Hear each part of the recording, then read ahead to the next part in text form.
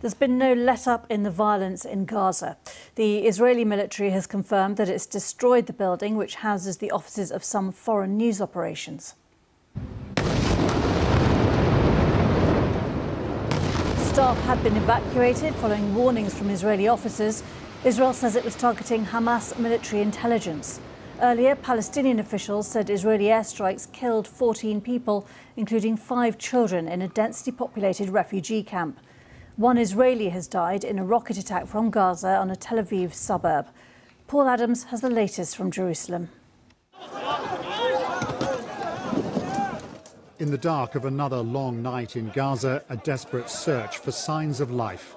A 4-story building in a densely packed refugee camp hit repeatedly, according to eyewitnesses, and razed to the ground. The rescue operation was frantic, yielding only a catalogue of death. 2 families obliterated, at least 7 people, including 5 children, aged from 5 to 14. Mohammed Hadidi has lost almost everyone. His wife, Maha, and the children were staying with her brother when the missile struck. Little Omar is all he has left, found in the rubble next to his mother. Images released overnight display an operation that shows no sign of letting up. Israel says it's up to Hamas to stop firing first. That's not happening either. This, the aftermath of a rocket attack in the city of Beersheba. The rockets are, as always, indiscriminate. This is a solemn day across the Palestinian territories. In Ramallah, on the West Bank, sirens sounded to mark the 73 years since the creation of the State of Israel and the dispossession of hundreds of thousands of Palestinians.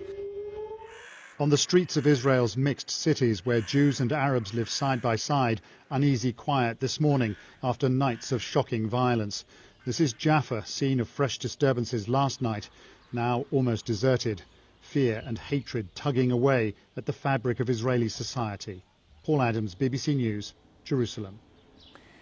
Well, our correspondent in Gaza, Rushdie Abu Aleph, has more on the events leading up to the destruction of the building which was housing international news companies.